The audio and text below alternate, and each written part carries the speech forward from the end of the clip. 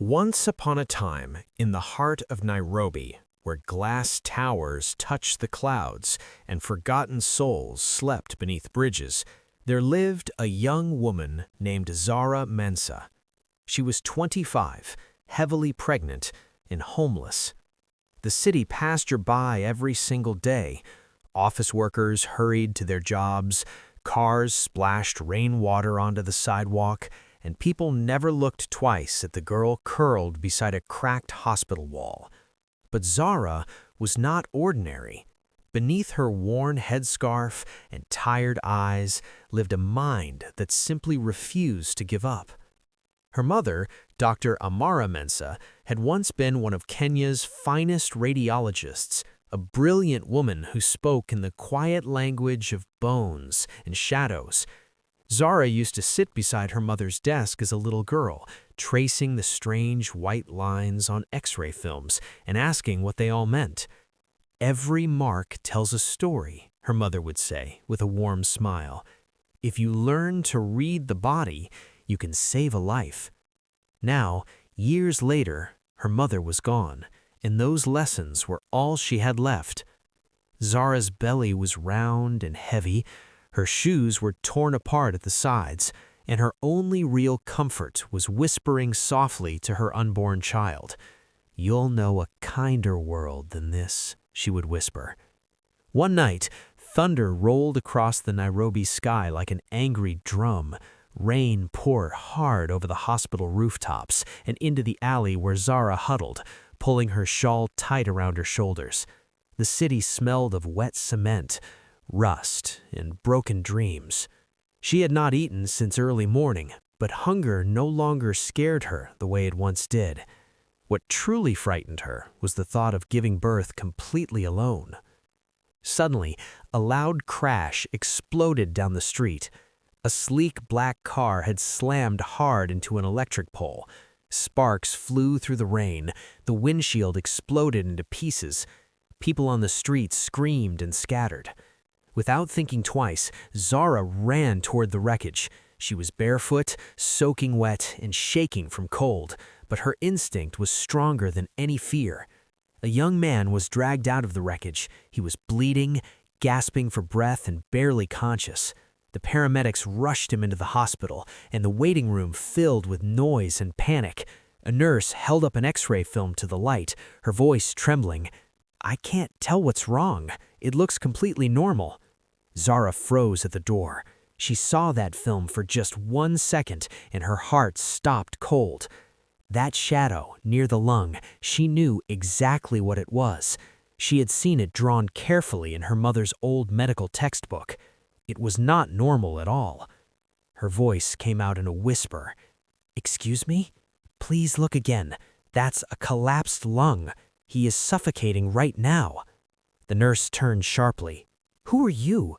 Zara stepped forward, rainwater dripping from her clothes onto the clean floor. "See this dark patch right here? That is trapped air pressing against the lung. If you don't relieve the pressure immediately, he will die." The nurse hesitated for 1 long second, then shouted loudly for a doctor. Within minutes, they inserted a small tube. The young man gasped, coughed hard, and finally began breathing again. The room fell quiet, except for the steady beeping of the heart monitor. Zara's own heart pounded so loudly she could hear it in her ears. Then someone whispered, "She saved him." Another voice added, "Isn't she pregnant?" Zara backed away slowly, embarrassed and flushed. "I was just helping," she said quietly, clutching her belly. She did not wait for any thanks. She turned and slipped back out into the pouring rain before anyone could ask her name. But someone had recorded everything on their phone. The soaking wet pregnant girl calmly pointing at the X-ray while trained doctors panicked. By the next morning, the video had spread everywhere. "Pregnant homeless woman saves billionaire's life in Nairobi." Zara had no idea the man she saved was Marcus Cole, one of the youngest billionaires in all of Africa.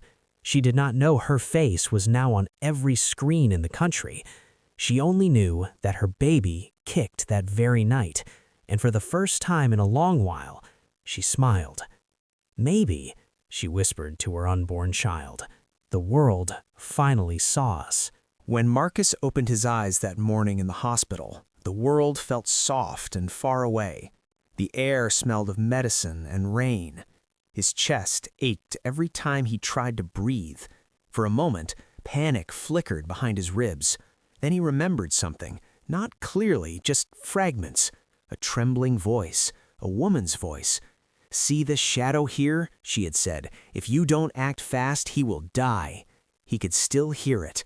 That mixture of pure fear and complete courage had guided him through the darkness and pulled him back toward life.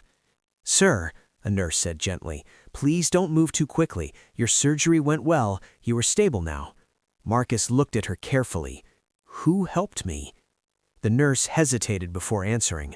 "A young woman. She was not one of our staff. She was pregnant, and she disappeared before we could even get her name." Marcus blinked slowly, trying to make sense of it all. "Pregnant?" "Yes," the nurse said softly, "and homeless from what the security guards told us." He leaned back against his pillows and stared at the white ceiling as rain began to tap against the window. Somewhere out there, a stranger who had nothing had given him everything, his life. By that afternoon, the internet was burning with the story. Someone had uploaded the entire scene to social media. The soaking wet pregnant girl calmly pointing at the X-ray, her voice steady even while her hand shook slightly. Within hours, it had been shared millions of times. The headline flashed across every screen. Clips played on morning talk shows. Comment sections overflowed with emotion. Some called her a hero, others called her an angel, and almost everyone was calling her the X-ray girl. People desperately wanted to know who she was, where she lived, and what had happened to her baby. But Zara Mensah did not know any of this. She had no phone, no television, and no one to tell her she was famous. Behind Mercy General Hospital, she sat under the same broken awning she had slept beneath for several weeks. The sky was pale gray, and her shawl was damp from the morning drizzle. She rubbed her growing belly gently and smiled to herself. "Don't worry, little one.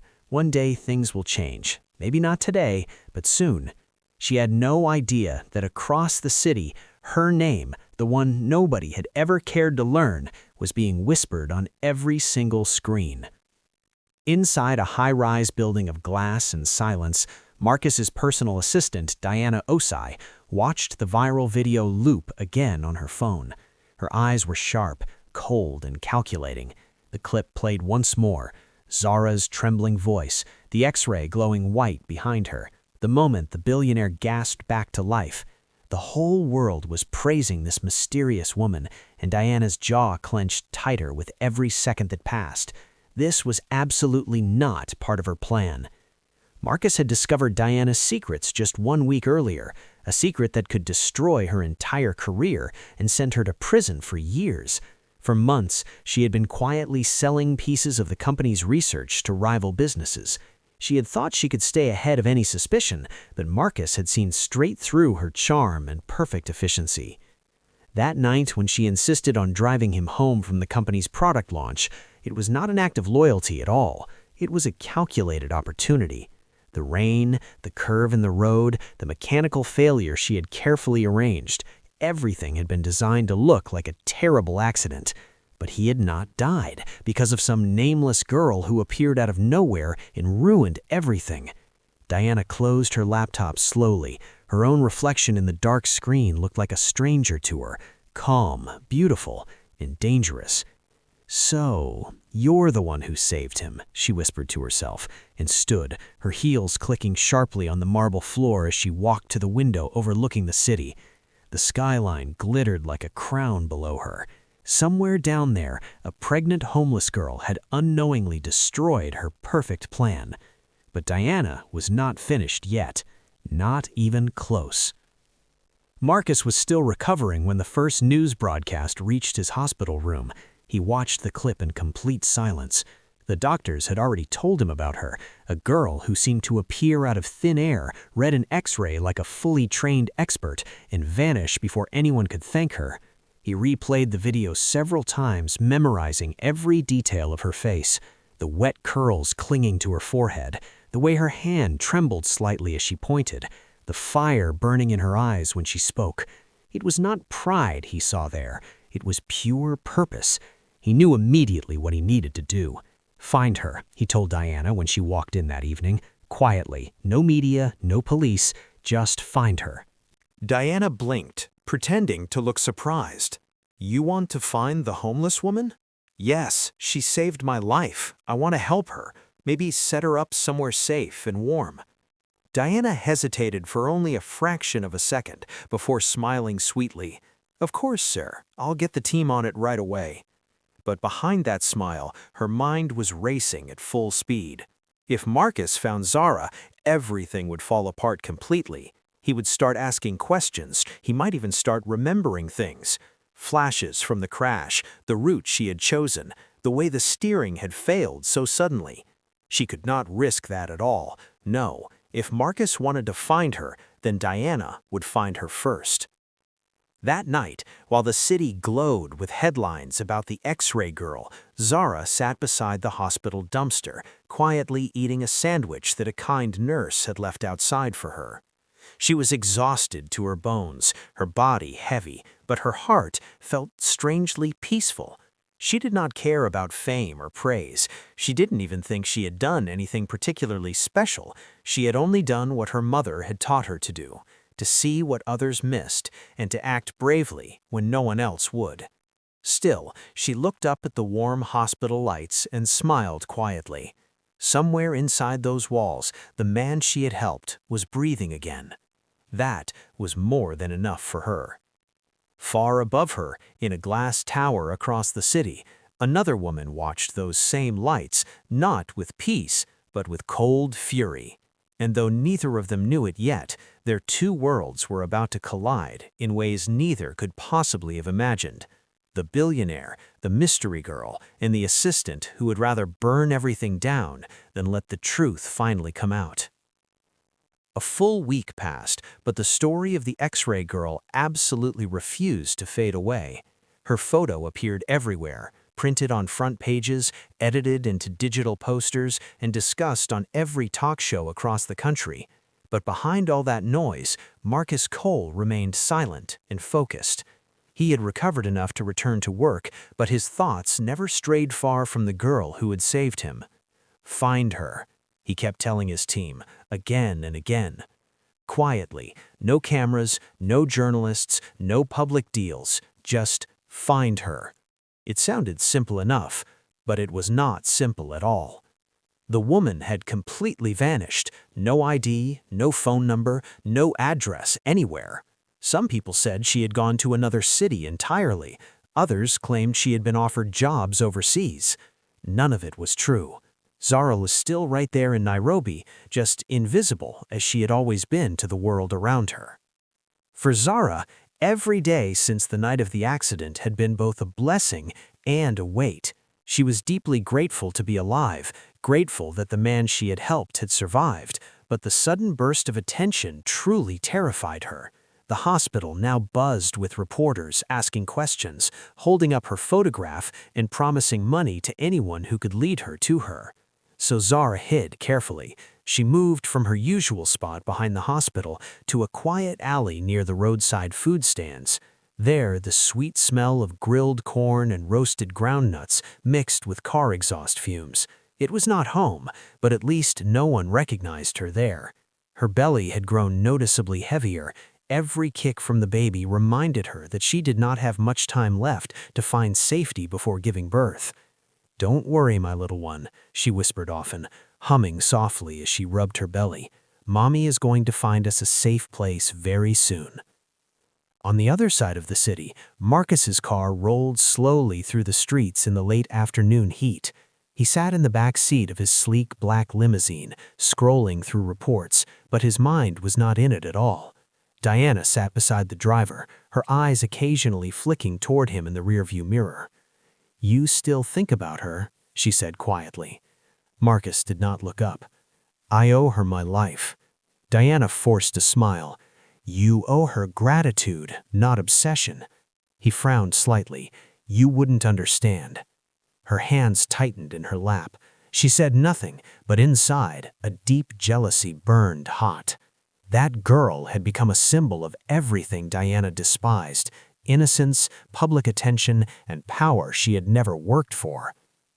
"Turn left," Marcus told the driver suddenly. "I want to stop by the local market."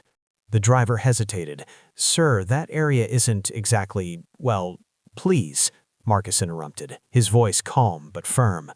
The car slowed and turned down a busy street lined with small food stalls and wooden kiosks.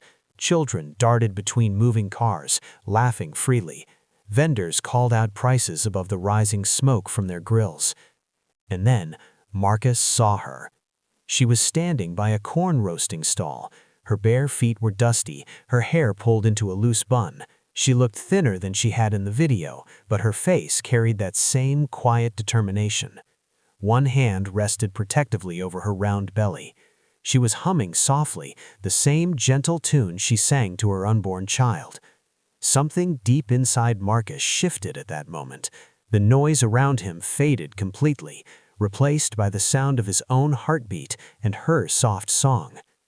"That's her," he whispered. Before anyone could stop him, he opened the car door and stepped out onto the street. People stared immediately, the billionaire in his tailored suit standing in the middle of the busy market.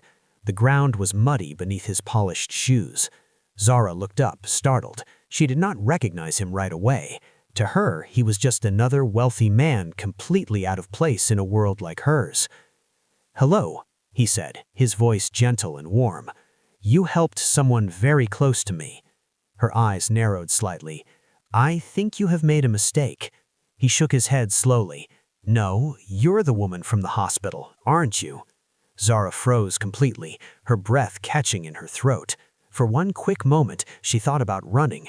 But his tone was not cruel in any way. It was genuinely grateful. He stepped a little closer, careful not to frighten her. "I'd like to repay that kindness." Her guard rose instantly. She had seen men like him before, men with expensive suits and guilty smiles who always believed money could erase everything. "I don't want charity," she said quietly. "I only did what anyone would have done." Ethan's expression softened immediately. "You're wrong. Most people would not have done what you did." He reached into his jacket and pulled out a plain white card. "This is the address of the Cole Foundation. We help people find decent work, proper housing, and medical care. Come tomorrow morning. Tell them I sent you personally. I think you'll fit in right away." Zara stared at the card as if it might break in her hands. The letters gleamed faintly under the afternoon sun. She did not take it immediately. "Why are you doing this?" she asked carefully. "Because the world owes you more than a simple thank you." Their eyes met directly for the first time. She noticed the faint scar along her jaw, a quiet reminder of the accident, and something in her heart softened just slightly. Still, she hesitated. "I can't promise I'll come." "You don't have to," Marcus said, gently pressing the card into her palm. For one brief second, their fingers brushed against each other. Zara's heart fluttered unexpectedly. He gave her a small, genuine smile.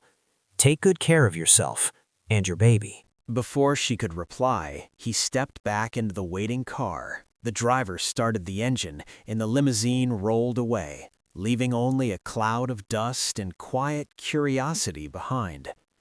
Zara stood there, staring down at the card in her hand.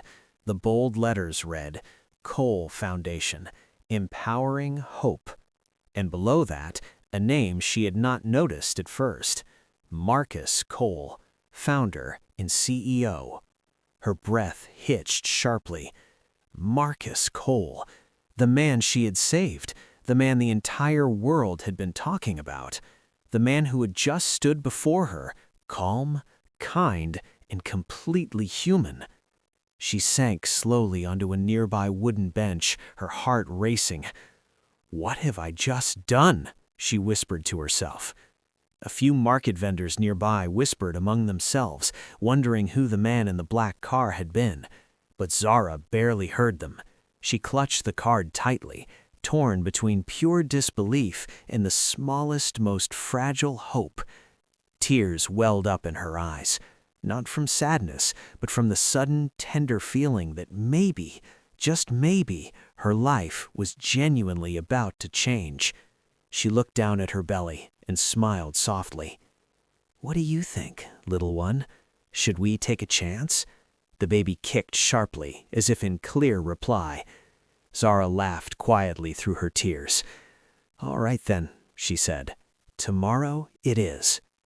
But somewhere far above that busy street, inside the penthouse office of Cole MedTech, Diana scrolled through security footage showing Marcus stepping out of his car to speak with a barefoot woman near a market stall.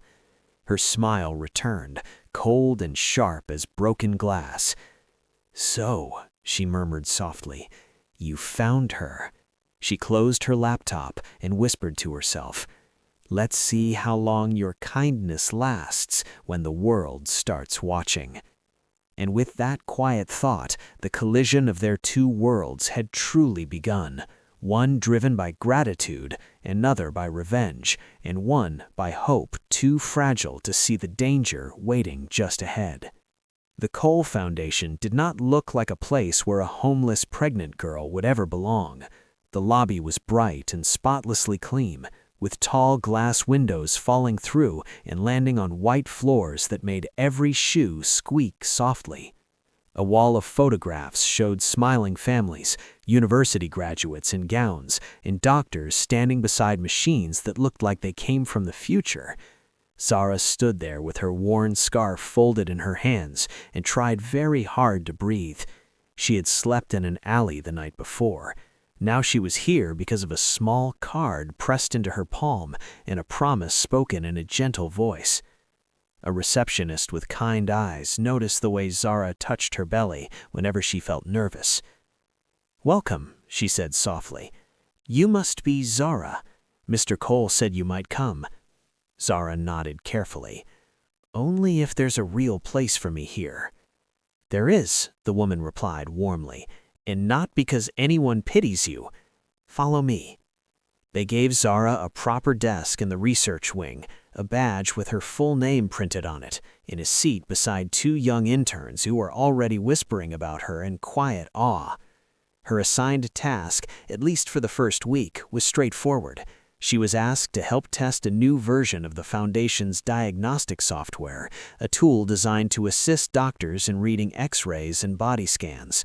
The work was repetitive at first: click, compare, record.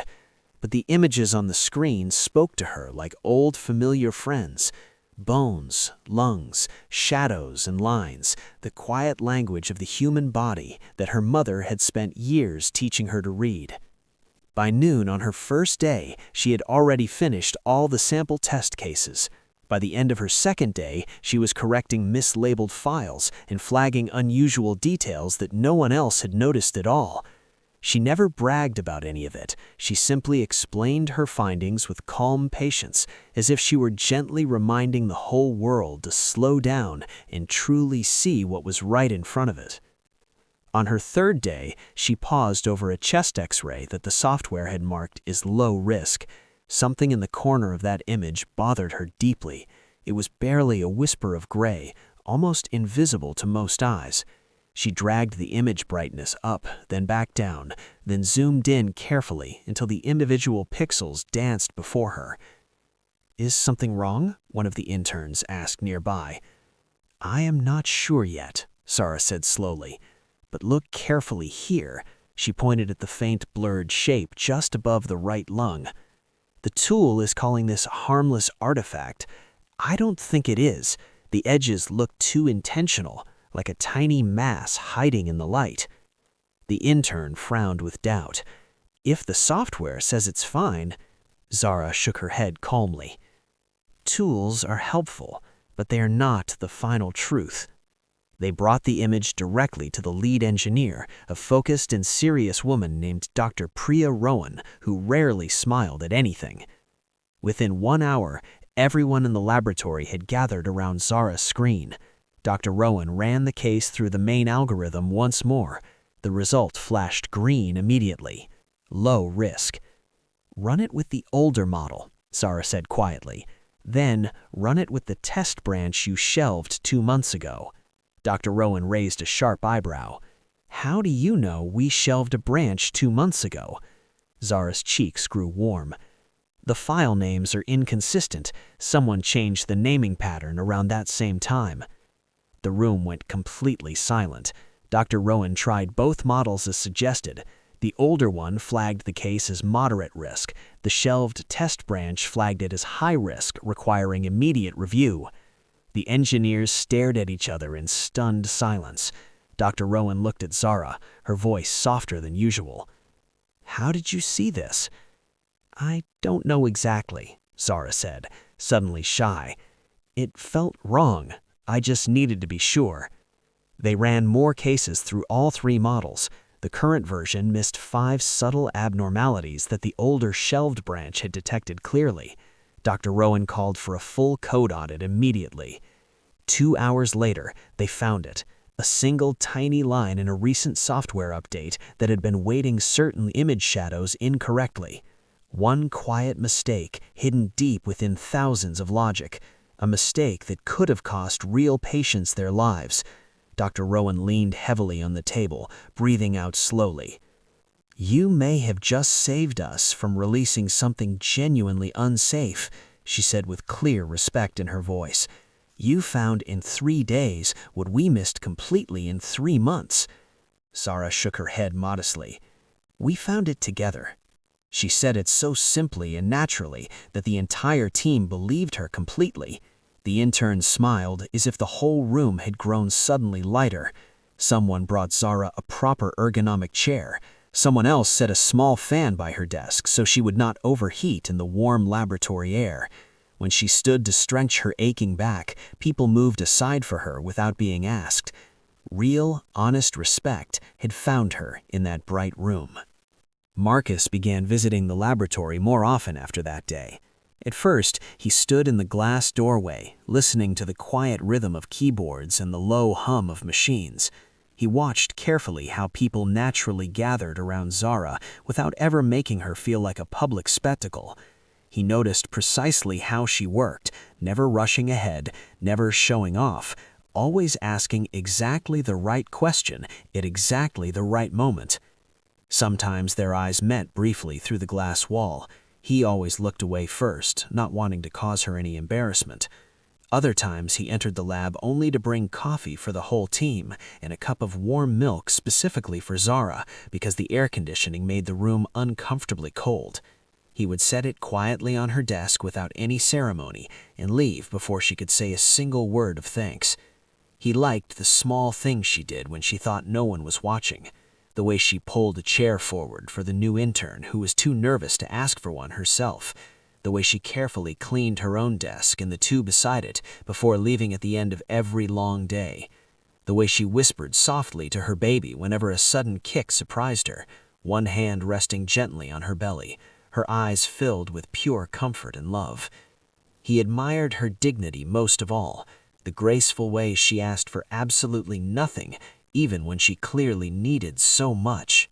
"Careful," Dr. Rowan teased him one afternoon when she caught him lingering too long by the window. "If you stare any longer, the glass will start to melt." Marcus smiled without looking away. "I'm staring at the future of our software." "And at a person," Dr. Rowan added gently. "Don't forget that part." "I could never," he said quietly. But admiration can look threatening to people who live entirely on attention. Diana noticed the way the whole laboratory seemed to shift and brighten around Zara. She noticed how Marcus's daily schedule now included unplanned walkthroughs near the research wing. She noticed the cups of warm milk that appeared at Zara's workstation, and the way Marcus hid his thoughtfulness behind polite casualness. A deep jealousy burned through her like acid eating through metal. She convinced herself it was about company loyalty, about protecting the foundation from a complete stranger who could ruin everything with a single wrong step. But in truth, it was entirely about control. Diana liked being the person Marcus listened to first. She liked being useful because it made her feel powerful.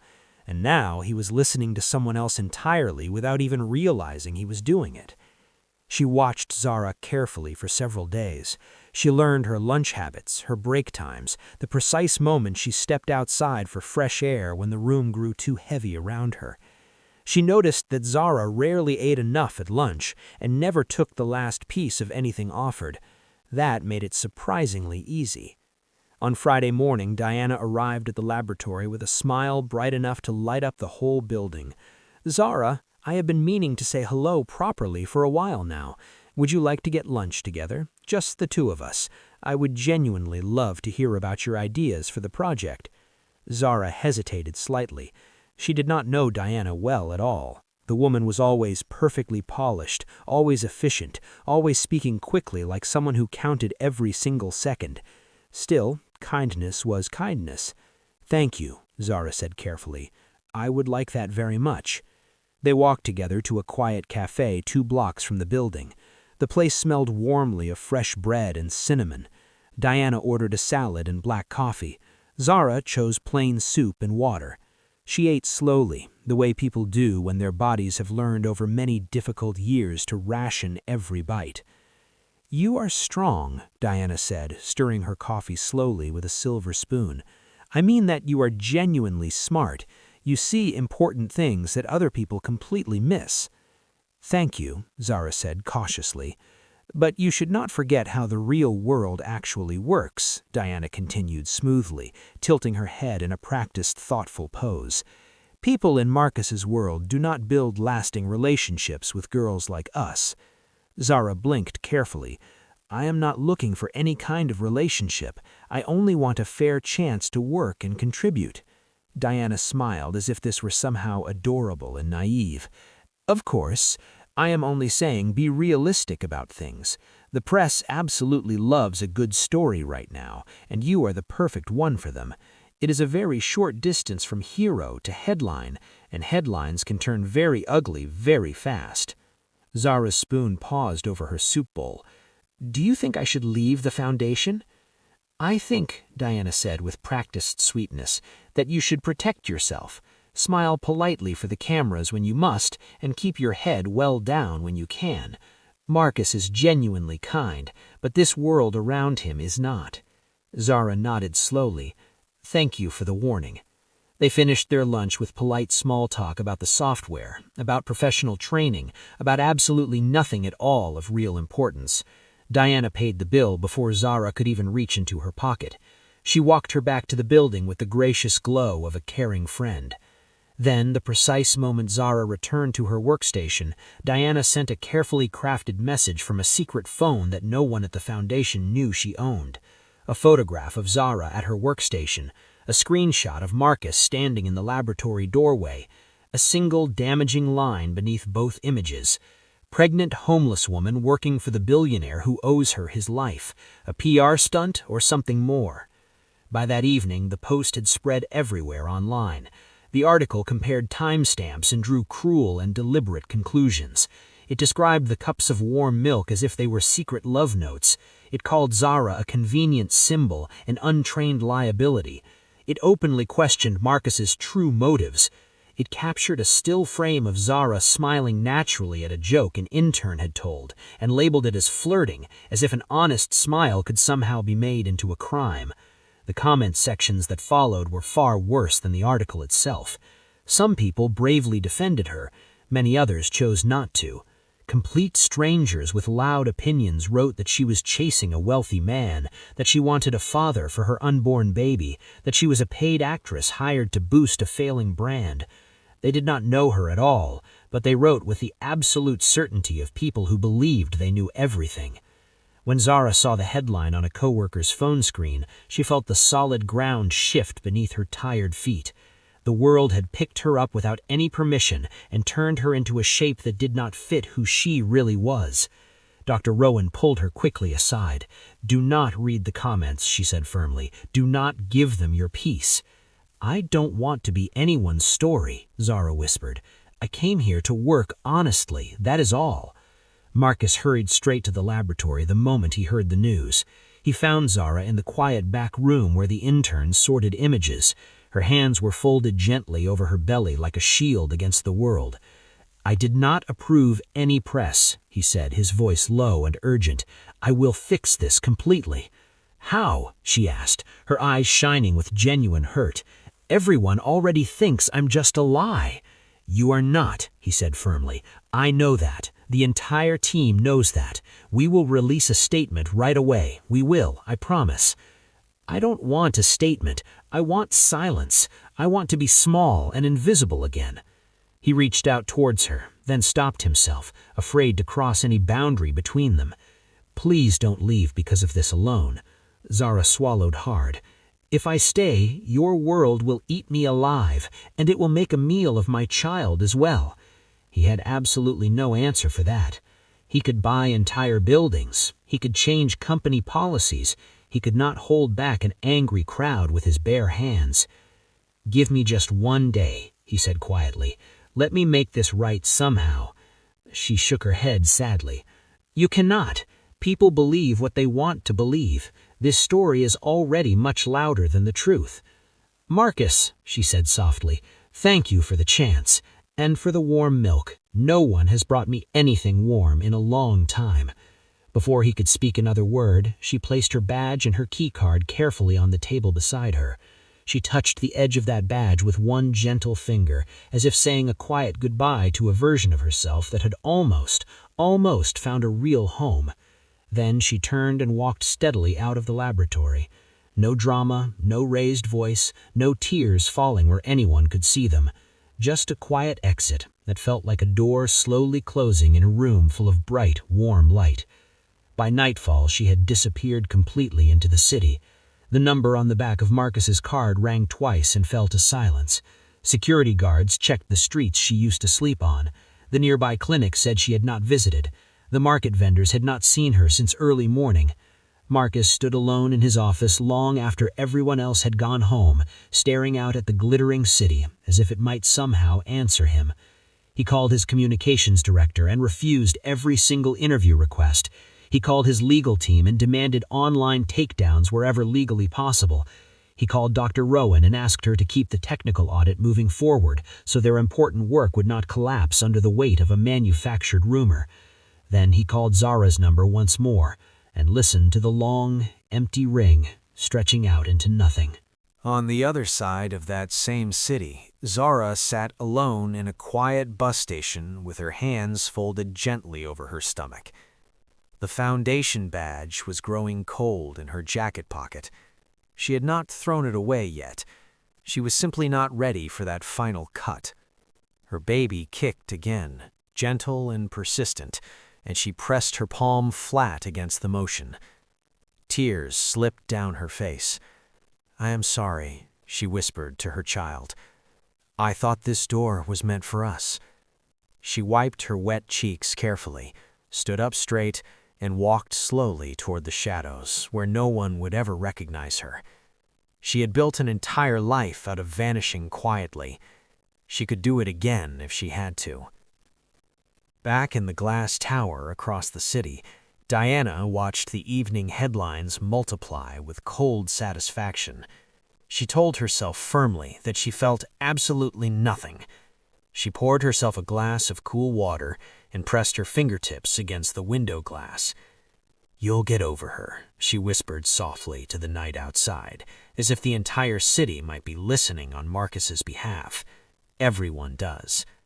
But the city did not answer.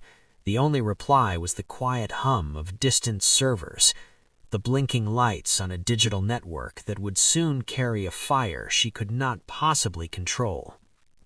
Because stories built entirely on lies always burn out of shape in the end, and the truth, given enough time, always finds its way to air. The headlines simply did not fade as Marcus had hoped they might. They lingered in every meeting room, in every hushed office whisper, like unwanted ghosts. The company board was growing restless. Shareholders were turning cautious. Journalists continued circling like patient vultures, waiting patiently for the next fresh scandal to land.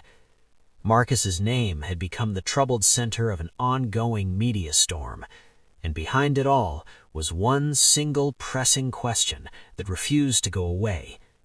who had actually leaked the original story. For a full week, he said nothing publicly and worked in quiet, controlled anger. He studied every internal communication carefully, every digital file, and every suspicious timestamp. His anger grew steadily quieter, colder, and sharper as the evidence piled up. When he was finally completely certain, he called Diana to his private office. She entered with her usual practiced confidence, elegant and composed, smiling pleasantly as if absolutely nothing were wrong between them. "You wanted to see me?" Marcus stood by the window office with his back deliberately turned to her. The brilliant view of the city glittered far below, but he did not see it at all. "I did," he said, his tone dangerously quiet. "Close the door." She obeyed, her hand hesitating on the handle for just half a second before the soft click sealed them both inside. "I'll make this simple and direct," Marcus said, turning slowly to face her. "Did you leak the story about Zara to the press?" Diana blinked, her expression perfectly neutral and rehearsed. "No, of course not. Why would I ever do something like that?" "Because," he said, walking steadily closer, "you are the only person who had access to those specific photographs, those internal schedules, and the clearance needed to access the laboratory security camera footage. And because I have discovered that you used an encrypted private device that was never registered under any company policy. Would you like to try again?" Her face did not move visibly, but the pulse in her neck quickened noticeably. "You're accusing me based on pure assumption." Marcus's eyes narrowed. "No, based on solid evidence." He dropped a thick folder onto the desk between them. She glanced down at the printed digital forensics reports, every trail leading directly back to her. Her heart stumbled hard inside her chest, but she kept her voice perfectly even.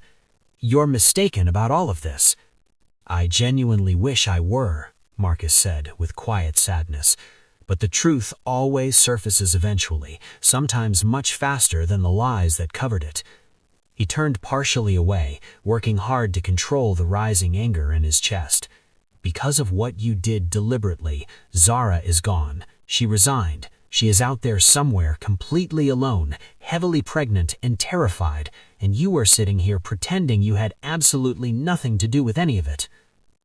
Diana's careful mask cracked visibly for just one dangerous moment. Her tone hardened without warning. "She didn't belong here, and you were far too blind to see what everyone else around you clearly saw. She was never one of us, not really." Marcus's jaw tightened like stone. "You sound jealous." "Jealous?" she snapped back sharply. "Of what exactly? A girl from the streets with no degree, no professional background, no credentials of any kind? She walked in here from nowhere, and suddenly every single person in this building acted as if she were some kind of miracle walking among them." "Maybe that is exactly what she was. She did what the rest of us completely missed and failed to do." Diana crossed her arms tightly, her visible anger now a thin mask stretched over something far deeper. Fear. "You are ruining yourself entirely for someone who is not even who you truly think she is." Marcus frowned sharply. "What exactly does that mean?" She gave him a faint, knowing smirk. "Nothing, just that you don't know her nearly as well as you believe you do." He stared at her, something cold beginning to form in the pit of his stomach. "If you know something real, then say it clearly." But Diana only smiled again, tight and deliberately knowing. "Be very careful who you choose to protect, Marcus. You might end up uncovering far more than you were ready to handle." He dismissed her before his anger finally broke through his remaining self-restraint. When the office door closed behind her, he leaned heavily on his desk, breathing hard and unsteady. Every word she had spoken continued to nag at him insistently. "You don't know her nearly as well as you think you do." That night, long after everyone else had gone home for the evening, Marcus received a completely anonymous message on his most private personal email account. No subject line, just a single link in 3 words. "You deserve to know." He hesitated for a long moment before clicking. The link opened to a secure cloud folder filled with scanned legal contracts, email conversation threads, and internal company memos from over a full year ago. Documents describing company research data being secretly sold to direct rivals. Diana's full name appeared repeatedly throughout the documents, connected with hidden payments, falsified invoices, and fake consulting firms that existed only on paper. But at the very bottom of that folder was something entirely else. An old personnel file labeled simply, Employee Record, Dr. Amara Mensah. Marcus froze completely at that name. He had seen it once before on an old patent form during the company's earliest founding years, but had not thought anything particular of it at the time. He opened the file with trembling hands. Inside were documents from over 25 years earlier. Detailed research notes, early hand-drawn sketches of an algorithm, and a letter signed clearly by Dr. Amara Mensah. At the very bottom of one page, in the margin, was a note written in faded but careful ink. If my daughters ever find this one day, let them know it was created for healing, not for profit. Daughters, plural. Marcus sat back slowly in his chair as his racing heart nearly stopped. Daughters. He searched further through the folder and discovered a handwritten transfer statement, a legal document clearly showing that the original company had purchased the foundational diagnostic algorithm from Dr. Amara Mensah after she became seriously ill. The second signature beneath hers belonged to someone named Owen Ossie. Owen Ossie. Diana Ossie's father. He stared at those two names as realization struck him like a physical blow. Ossie and Mensah, Diana and Zara, half-sisters, two daughters of the same brilliant mother born into two completely different worlds, one raised in wealth and privilege, the other abandoned and left entirely in the dust. The next morning, Marcus summoned Diana back to his office. This time, there was absolutely no warmth in the room, no polite patience, only the cold steel of a man who had finally seen the complete truth laid bare before him. She entered wearing her usual thin mask of composed confidence, stretched carefully over what he could now see was pure panic underneath. "I hope this is going to be an apology," she said lightly, as if the previous day had meant nothing. "You seemed quite upset with me yesterday." Marcus slid the old transfer document slowly across the desk toward her. "Tell me plainly what this document is." Diana glanced down at it. Her practiced smirk began fading at the edges. "Where did you get that?" "So it is true," he said quietly. "You and Zara, sisters." Diana's throat visibly tightened, but she managed to force a short, dismissive laugh. "Half-sisters, technically, and it is ancient history with no relevance today. Why should any of that matter now?" "Because you lied to my face repeatedly," Marcus said. "You allowed me to believe that Zara was simply a complete stranger to you. All this time, you knew exactly who she was." "She doesn't even know herself," Diana said coldly. "She doesn't remember any of it. She doesn't remember him, doesn't remember any of the history." "You made absolutely certain she wouldn't," Marcus said, "didn't you?" Diana's eyes flashed. "You don't understand the full picture at all. My father built this entire company from absolutely nothing after he left her mother behind. He gave everything he had to Cole MedTech and made it what it is today. And now, suddenly, everyone wants to completely rewrite history and turn her into the hero of the story. Do you have any realistic idea what it feels like to watch an entire lifetime of hard work and privilege begin to crumble because of a girl who crawled out of the gutter with nothing?" Marcus stared at her steadily, a mixture of pure disbelief and deep disgust building visibly in his expression. "You are not protecting your father's memory at all. You are protecting nothing but your own pride." She tilted her head carefully, her voice shifting to something almost calm again. You believe she is some kind of savior sent to rescue you, but let me tell you something important, Marcus. She is not. Her mother, Amara Mensa, was the true genius in this entire story. That AI diagnostic tool that your entire empire is built upon, every patent, every product, every dollar you have ever earned, it all started with her original work. Her mother created it. Your predecessor stole it from her when she fell sick and could no longer fight back. You have been profiting from her stolen design every single day for years. The office room went completely silent. Marcus felt his pulse hammering loudly in both ears. He shook his head slowly. That simply cannot be true. The patents, all the official files, check every single one of them again, Diana interrupted sharply. You will see clearly whose original handwriting appears on the first formula. It is not my father's writing. It is hers, Dr. Amara Mensa's. He sank back into his chair, words completely failing him. The company he had built his entire adult life around, the proud empire he had sacrificed so much for, born entirely from theft. His complete fortune existed only because a desperately sick woman had been robbed of her life's work and her brilliant mind.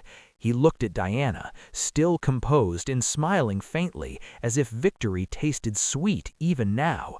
You knew all of this, he said softly, all this time.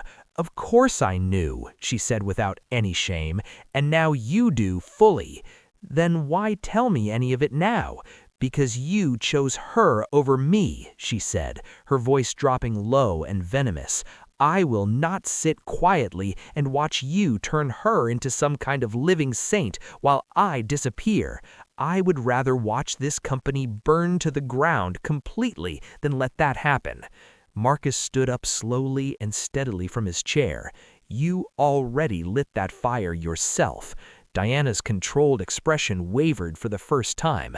What exactly are you planning to do? Expose everything to the authorities? The board will never believe a single word you say against me. They need me here. No, he said, his voice completely steady. They don't. I already forwarded your complete data leak evidence directly to the authorities this morning. Her face drained instantly of all color. You wouldn't actually do that. I already did, Marcus said with quiet certainty, and I told them everything I know. Diana's perfectly maintained mask shattered completely. Genuine rage twisted her features into something ugly and unrecognizable. You will deeply regret this, she hissed, when Zara finally discovers the full truth of what your company really did to her mother, when she realizes the enormous fortune you built on her family's stolen pain. She will hate you completely, and you will wish desperately that you had simply let me handle all of this quietly. Marcus met her glare with steady, weary certainty in his eyes. If she hates me for telling her the complete truth, I will accept that outcome fully, but I will not allow lies to live here any longer. Security officers entered the office moments later. Diana did not physically fight as they escorted her out toward the elevator, but as the elevator doors began to close, she smiled one final cutting time. She'll find out everything, Marcus, she said softly, and when that day comes, you will lose her forever. When the silence finally returned to fill the empty office, Marcus sat completely alone. The distant city lights below looked blurred through the thin fog on the window glass. He picked up the old personnel file once more. Dr. Amara Mensa's research notes, written in beautiful, graceful, looping handwriting. The woman who had quietly created the entire foundation of his empire. The woman whose remarkable daughter had saved his life without knowing any of it. He whispered her name softly, as if saying it aloud could make the heavy truth somehow lighter to carry. He knew with complete clarity what he needed to do next. He would find Zara, not as a wealthy billionaire searching for a savior to thank publicly, but as a man who owed her family absolutely everything. And this time he would tell her every single piece of the truth, even if it meant losing the only person who had ever truly seen him for who he really was. The small clinic sat on the quiet edge of the city, far from skyscrapers and media headlines. Its walls were cracked in places, but freshly painted, a hopeful shade of pale blue. A faded sign above the entrance read simply, "Haven for Mothers and Children." Inside, women laughed quietly together, babies cried their first cries, and the sharp smell of clean disinfectant mixed softly with the warm scent of morning porridge. It was the kind of place where real pain and genuine healing shared the same small space without apologizing to each other. Zara sat peacefully by the window, carefully folding donated baby clothes into neat piles. Her belly had grown heavy and beautifully round, full of quiet promise. The weeks spent here had been kind to her in small but meaningful ways. Her skin had regained its natural glow, her eyes were noticeably gentler than before, and her laughter, when it came, sounded like someone slowly rediscovering the sound of their own voice after a long silence. She had found something close to genuine peace here. The clinic never once asked about the old headlines. They did not care that she had briefly been the so-called X-ray girl that the internet had obsessed over. They only cared that she helped the other mothers in the ward understand their medical scans, explained carefully what the rushed doctors sometimes could not find the words to say, and sat with frightened women in the dark until the fear quietly loosened its grip. But deep in the private spaces of her heart, she still thought often of Marcus. Sometimes at night, when the city fell into its brief quiet and the baby kicked insistently against her ribs, she would wonder if he had simply forgotten her, or whether he still carried the same quiet ache she felt whenever she remembered the day she turned and walked away from that bright laboratory. That particular afternoon, she was carefully sorting through a stack of patient charts when someone knocked softly on the open doorframe. She looked up and went completely still. Marcus stood there in the doorway, not in a suit this time, but in a simple light shirt and plain jeans. He looked genuinely exhausted, like a man who had not slept properly in several weeks, but his eyes softened the moment they found hers across the small room. "Zara," he said quietly. For one long second, she did not move a single muscle. Part of her desperately wanted to run straight toward him. Another part wanted urgently to turn away. Instead, she simply whispered, "Why are you here?" "To tell you the complete truth," he said. She folded her arms carefully over her belly. "The truth, or just an apology?" "Both," he admitted without hesitation. The small room felt suddenly much smaller, filled with the weight of everything that had been left unsaid between them. Finally, she gestured carefully toward a nearby chair. "Then sit down, let me hear it." He sat, slowly, his hands clasped tightly together, as if they might shake visibly. "You deserve to know everything. About your mother, about Diana, about this company and what it truly owes you." Zara's heart skipped immediately. "My mother?" Marcus nodded. "Dr. Amara Mensah. She was not only a radiologist, she was a true pioneer in her field. The diagnostic software we use here at Cole MedTech, the very technology that indirectly saved my life the night of the accident, it began with her original work. Your mother personally designed the first complete version of that algorithm decades ago. She built the entire foundation of everything this company has ever achieved or claimed credit for." Zara's lips parted slowly, but no sound came out at all. "She was forced to sell the rights when she became seriously ill," Colin continued carefully. "The people who ran this company before me severely underpaid her for her work and deliberately buried her name under other people's achievements. And Diana's father, he made absolutely certain your mother never once received the recognition and credit that belonged entirely to her." He paused. "I only discovered the full truth recently. I am deeply sorry it took this long to reach you." Zara's hands trembled visibly in her lap. "So, all this time, the empire you built your whole life around." He nodded, guilt flickering openly in his eyes. was built directly on what she created. Your mother's original code built my fortune, and your daughter saved my life using the very same knowledge her mother taught her." Tears filled Zara's eyes completely. She remembered her mother's warm, patient voice in the evenings, saying gently, "Every shadow tells a story." That same precious knowledge she had used to save Marcus that rainy night was something her mother had taught her by candlelight, using torn old papers and a mind bursting with brilliant, unstoppable dreams. "She never once told me about any of this," Zara whispered. "She died believing that no one in the world truly cared about what she had given to it." Marcus leaned forward in his chair, his voice low and completely sincere. "I care, and I am going to make it right, fully and properly." She looked at him steadily through the blur of her tears. "Why? Tell me the real reason." "Because I cannot live honestly with the lie any longer, and because you deserve completely to reclaim what has always rightfully been yours." For a long moment, silence filled the small clinic room except for the faint hum of the ceiling fan turning slowly above them. Zara wiped her cheeks carefully. "You know," she said softly, "part of me wants very much to hate you for all of it. You had everything that was stolen from us, the money, the comfort, the recognition, the credit, all of it." She paused. "But when I look at you sitting here right now, I simply cannot find hate anywhere inside me." He swallowed hard. "I don't have to forgive me for any of it, but I already did. That very night at the hospital, when you started breathing again, I didn't even know your name yet, but I forgave the world that broke my mother the moment I watched someone else receive a second chance at life." Her words landed in him much deeper than she realized.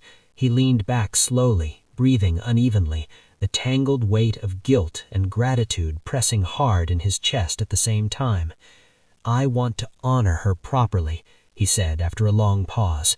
"Your mother's complete legacy, and yours. I want to rebuild the diagnostic software from the beginning, but this time it will belong to no company. It will belong entirely to the people it was always meant to serve. Free clinics, public hospitals, rural schools, every facility across this continent that cannot possibly afford technology like ours." Zara blinked twice in genuine surprise. "You would really do all of that?" "Yes," he said with absolute firmness. "And I want you specifically to lead the entire project. Name it whatever feels right to you. Your mother deserves her name restored to its proper place in this world." Zara's breath caught audibly in her throat. She smiled slowly, her eyes still wet with tears. "Then call it Project Amara, after her." Marcus nodded quietly, the small and genuine smile pulling at the corner of his mouth.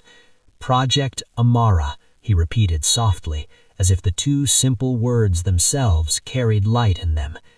Several weeks later, the modest clinic hummed with new and excited energy. Marcus had brought in a small, dedicated team of software engineers and willing volunteers.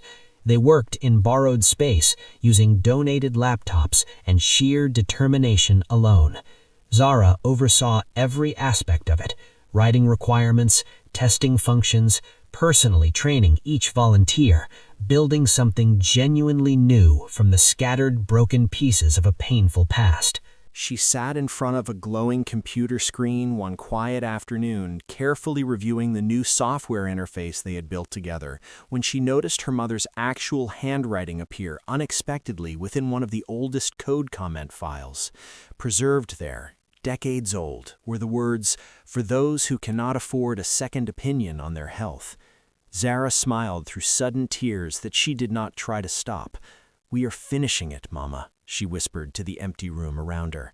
Marcus entered quietly a few moments later and set a warm cup of tea carefully beside her keyboard. "You are working far too hard again," he said gently. "So are you," she replied. He chuckled softly. "Fair enough." Their eyes met and held for one long, quiet second. The air between them was no longer simply gratitude pressing in from both sides. It had become something quieter, something far deeper, a bond forged in shared truth rather than in convenient circumstance. "Thank you," Zara said, "for telling me every difficult piece of the truth, for not keeping any of it hidden from me." "I should have told you so much sooner," he said. "Maybe," she replied, smiling gently, "but sometimes the truth has to travel a long way through pain before it finally arrives where it was always meant to go." Marcus studied her face carefully in the afternoon sunlight that outlined her features like a painted portrait. "You sound exactly like your mother must have." "I hope so," she whispered. "More than anything, I hope so." They worked together late into that warm evening, reviewing patient data files and carefully testing completed diagnostic scans. Outside the clinic windows, the night city lights began flickering slowly to life across Nairobi, the very same city that had once walked past her without a second glance. But now, at last, she was building something inside it that would outlive all of them. Project Amara was not simply improved software, it was living redemption, a diagnostic tool designed specifically to detect serious illnesses early and accurately, trained on data generously shared by hospitals across the entire continent, and offered completely free of charge to every medical facility that needed it. At the public launch event held in the clinic's main hall, Zara stood on the small stage beside Marcus. Press cameras flashed repeatedly from every angle, but for the first time in her memory, she did not shy away from the light. She wore a simple white dress that evening, her belly round and glowing softly under the warm stage lights. Marcus introduced her to the gathered audience not as the X-ray girl the internet had once obsessed over, but as Dr. Amara Mensah's daughter, and as the true visionary heart behind Project Amara. When it was finally her turn to hold the microphone, Zara took it in both trembling hands. "This project is not really about technology," she said, her voice steady and clear. "It is about justice. My mother believed completely that knowledge should heal people, not divide them from the care they desperately need. Today, we give her dream back to the people it was always created for." The entire audience rose immediately in loud, genuine applause. Marcus's heart filled with something close to joy as he watched her stand tall under those lights, no longer a victim of anyone's circumstances, but the true author of her own living legacy. When she turned to look at him from the stage, she smiled with her whole face. "Looks like hope runs in our code," she said quietly. Marcus smiled back at her. "And love runs in yours." Later that same night, when the event hall had emptied completely and all the cameras were long gone, Zara stood alone outside the clinic under the open, quiet sky. She rested both hands on her full belly and whispered upward into the dark air, "We did it, Mama." Marcus joined her outside after a moment, standing quietly one step behind her. "What are you thinking about right now?" She looked up at the stars scattered across the sky. That she would have been so proud of all of this, that maybe the broken things we inherit from those who came before us don't always have to stay broken forever. Marcus nodded slowly beside her. "No, sometimes they become the exact miracles we needed." And as the warm Nairobi wind brushed gently past them, carrying the faint sounds of distant laughter and new possibilities, Zara smiled with complete peace in her heart. Her mother's legacy had finally found its permanent home, not locked inside a corporate laboratory or buried under someone else's name, but living freely in the heart of a daughter who had always, absolutely refused to let her mother's story end in silence. The morning sunlight streamed warmly through the small clinic window and touched Zara's tired face like a gentle and long-awaited promise. She was completely exhausted in every muscle of her body, but she was glowing from somewhere deep inside. Her arms were wrapped carefully around a tiny newborn baby, swaddled in a soft, pale yellow blanket. The baby had arrived just before 4 in the morning after hours of labor that moved between tears and laughter and softly whispered prayers addressed to her mother. When he finally cried his first cry, the sound filled the whole small room like music, like a clear declaration that genuine hope. One warm evening, as they stood together in the Foundation's small rooftop garden, looking out over the glittering Nairobi skyline, Marcus said quietly, "You know, I used to believe completely that real success meant owning as much as possible. But now I think it only means helping someone else stand just a little bit taller." Zara looked at him through the golden glow of the setting sun and smiled. "And I used to believe that being seen meant being safe from everything. But now I know that being truly valued is something so much better than being simply seen." He turned toward her fully, his eyes warm and certain. "Zara, I want to be part of whatever future you are building ahead of us. Not as a CEO, not as a donor, just as myself." Her heart fluttered quietly in her chest. "That future is not going to be simple or easy," she said. "Neither are we," he said, simply. She did not answer him right away. Instead, she leaned her head softly against his shoulder and whispered, "Then let's build it together, slowly and honestly." And as their lives continued to blossom around them, justice finally found the cold shadows where it had been waiting its turn. After several more weeks of careful, independent investigation, the full weight of Diana's crimes surfaced completely and undeniably into the light. Stolen company data systematically transferred to rivals, deliberate financial manipulations spread across multiple accounts, targeted blackmail used to silence anyone who asked inconvenient questions. Her fingerprints were found on absolutely everything the investigators examined. Marcus made the deliberate and firm choice not to interfere with the legal process in any direction. "Let the law do its proper work," he told his legal team with quiet finality. The courtroom trial was short, but intensely public. Reporters filled every available seat, eager for the next dramatic moment in the story. Diana sat pale and outwardly defiant throughout the proceedings, her once flawless composure cracking visibly under sharp cross-examination. When the verdict was finally read aloud into the silent room, guilty on all counts, corporate theft, financial fraud, and deliberate defamation, she barely moved a single muscle. The judge sentenced her to 5 years in prison. Marcus felt absolutely no triumph at the sound of those words, only a deep and clean relief that the truth had finally been spoken aloud where it could not be unsaid. When reporters later asked him for a statement outside the courthouse, he said simply and calmly, "Betrayal does not end stories. It only reveals who truly deserves to keep writing them." Diana was led quietly away from the building, her heels echoing down the corridor like fading applause. Somewhere in the silent hours ahead, perhaps she would begin to understand that power built entirely on deliberate lies can never, in the end, last. Meanwhile, Project Amara's first full-year operational report was genuinely staggering in its reach and impact. Over 300,000 patients had been screened across rural medical facilities throughout the region. Hundreds of serious illnesses had been caught early and treated successfully. Countless individual lives had been saved and changed completely. Zara received an Innovation Award at a major public ceremony held in Nairobi's largest conference center.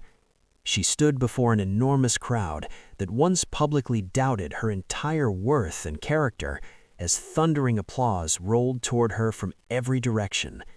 From the audience, she caught Marcus's steady, proud eyes watching her with something clear and unmistakable. After the ceremony, she found him waiting quietly for her backstage, holding baby Eli patiently against his chest. "He applauded louder than absolutely anyone out there," Marcus said with a wide grin. Zara laughed freely, fresh tears shining in her eyes. "He is his father's child, then." Marcus blinked in surprise at her words. "His father?" She smiled and stepped closer. "You have been there for both of us more fully and more honestly than anyone else ever has. I don't need any formal test or official title to recognize who has truly been a father to my son." He swallowed hard against the sudden emotion in his throat. "Zara? Don't say anything. Just hold us both. That is more than enough." He did, gently and with great care, as if holding both her and the sleeping child meant holding everything he had ever truly wanted in his life. Months later, their names were inseparable across the city and far beyond it, not as rumor or manufactured public story, but as living proof that genuine kindness and stubborn truth together can slowly rebuild what betrayal worked so hard to permanently destroy. Under the very same skyline that once watched her sleep exhausted on cold concrete, Zara now walked with her healthy son secure in her arms, past a large outdoor billboard that read in bold letters, "Project Amara, Healing the Future, inspired by Dr. Amara Mensah and her daughter, Zara." She paused and looked up at those words for a long moment, feeling something wild. He turned as Zara appeared at the top of the rooftop stairs. She wore a flowing cream-colored dress that caught the evening breeze like soft silk, and her hair fell in loose, natural curls around her glowing face. The setting sun painted her entirely in warm gold. "You said you wanted to talk," she said, smiling as she walked toward him. "You look very serious. Has something gone wrong with the project?" He smiled nervously at her. "Something is about to happen." She frowned in playful confusion. "You're not resigning from your own foundation, are you?" "Not exactly," he said, his voice suddenly unsteady. He stepped closer to her and drew a long, careful breath. "Zara, when I first found you, I was genuinely lost inside myself. I believed completely that I understood what a good life meant, building important things, fixing broken systems, generating wealth and impact. But you showed me something that none of that had ever taught me. You showed me that real healing is never about power or brilliant technology alone. It is about love. It is about the decision to show up for another person with full compassion every single day." Her eyes softened completely, filling slowly with emotion. He reached carefully for both her hands. "You saved my life once, not only my physical body, but everything inside it that had grown hollow and empty. And since that extraordinary night, every single breath I have taken has been leading me forward to exactly this moment." He dropped gently to one knee on the rooftop tiles. The fading sunlight caught the ring he held in his open hand, a simple silver band set with a small blue stone, the exact color of calm, open sky after every storm has completely passed. "Zara Mensah," he said, his voice thick with every feeling he had ever tried to name. "Will you marry me?" Zara breathed in sharply. Both hands flew to her mouth, and tears flooded her eyes before she could do anything to hold them back. For one long, suspended moment, all she could do was laugh and cry at the same exact time. "Are you serious?" she whispered through her tears. "I have never been more serious about anything in my entire life," he said. She looked at him, really looked at him fully and without reservation. The man who had once been a complete stranger lying helpless in a hospital bed was now her steady partner, her daily anchor, the true father of her child in every way that genuinely mattered. And in that luminous moment, she saw before her not a billionaire or a powerful CEO, but the man who brought her tea without being asked when she was exhausted, who sang half-remembered lullabies to her baby in the dark, who believed in her abilities and her worth even when the entire loud world chose loudly not to. "Yes," she said, her voice breaking open into a wide smile that she could not have contained even if she had tried. "Yes, Marcus, I will marry you." He rose to his feet, slid the ring gently onto her finger, and brought her hand to his lips. Around them, the rooftop garden lanterns flickered to life one by one in the growing dusk, as if the whole patient world had been quietly holding its breath and waiting to celebrate alongside them. Zara laughed openly through her happy tears. "You actually planned all of this?" "I planned absolutely everything," he admitted, grinning, "except how much I would shake doing it." Their shared wedding came 3 months later, and it was entirely and completely everything their remarkable story had been from its very beginning. Beautiful in its simplicity, profound in its sincerity, full to overflowing with genuine human heart. The ceremony took place in the same small foundation garden where Project Amara had first taken its earliest shape. In place of grand, expensive decorations, they filled the outdoor space with wildflowers gathered from surrounding fields, paper lanterns hand-painted by the children from the Foundation's partner schools, and framed photographs of real families whose lives had been saved and changed by the work they had built together. There was no formal red carpet laid down, no exclusive celebrity guest list compiled. Just real family, real friends, and faces that had once been complete strangers, but now felt entirely like part of their unfolding story. Zara walked the aisle, carrying baby Eli against her shoulder, her gown light and flowing as morning clouds. The warm air smelled of jasmine blossoms and genuine hope. Marcus stood waiting beneath a simple wooden arch threaded with fresh white roses. He wore a plain gray suit with a nervously happy smile that melted completely into speechless wonder the moment he watched her begin to walk toward him. His heart beat so loudly in his own ears that he barely heard the soft instrumental music drifting through the garden air. When she reached him, she passed Eli gently to the clinic's beloved midwife, who had helped bring the baby safely into the world months before, and then took both of Marcus's hands in hers. "You were trembling," she said softly. "So are you," he replied with a warm grin. The officiating minister smiled broadly at both of them. "Then you are both exactly ready." As they exchanged their handwritten vows in front of everyone who loved them, a sacred silence fell across the garden. Not a heavy silence, but the sacred kind that feels like two heartbeats learning to share a single steady rhythm.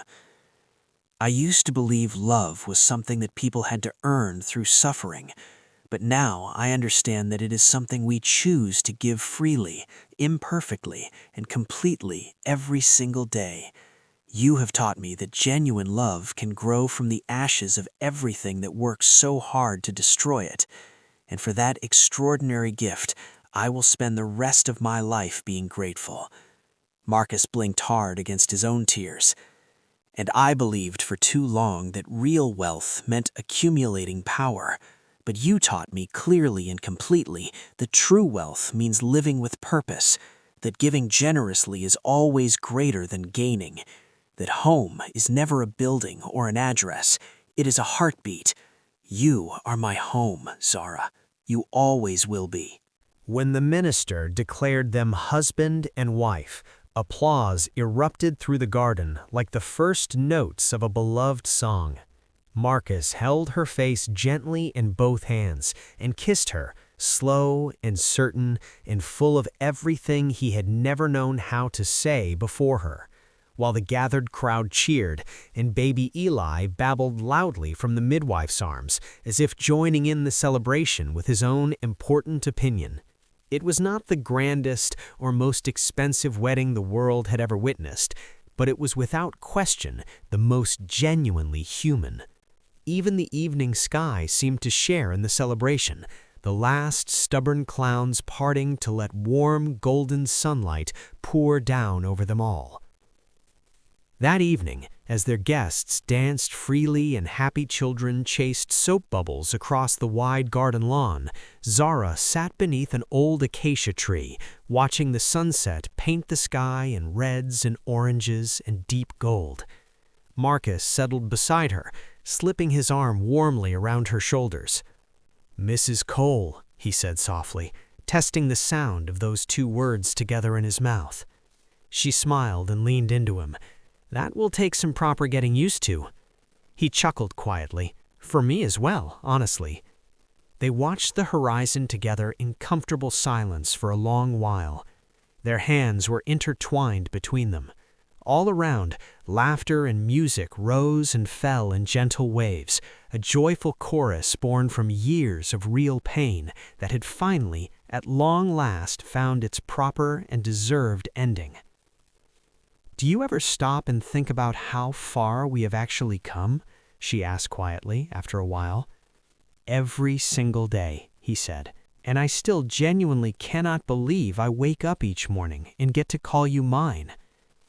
Zara turned to him with a teasing smile. "Careful, Marcus, that sounds dangerously close to poetry."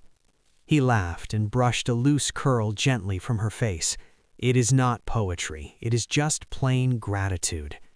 She smiled and rested her head against his shoulder. "Then let us promise each other something important." "Anything," he said. "No matter how large and complicated our world grows around us, we never stop giving to it. We keep helping. We stay genuinely kind always." He pressed a soft kiss to her hair. "That is not a promise we need to make. It is simply who we are." As the garden's fairy lights began blinking to life one by one in the deepening dark, Marcus stood and extended his hand toward her. "Dance with me." Zara laughed softly. "There's no proper music playing anymore." He smiled. "There does not need to be any." Under the open stars, with baby Eli sleeping soundly nearby, and the world holding itself in a brief and perfect stillness, they danced. It was not the dance of a powerful billionaire and a forgotten homeless girl from the city streets. It was the dance of two ordinary hearts that had walked together through fire and somehow, miraculously, found their shared way home. And as the warm night whispered softly all around them, and the distant Nairobi lights shimmered across the sky like scattered blessings, Zara understood something her mother had tried for years to gently teach her. Every shadow tells a story. This one, their love, their long journey, their hard-won redemption, was the brightest and most honest story the shadows had ever been given the privilege to carry.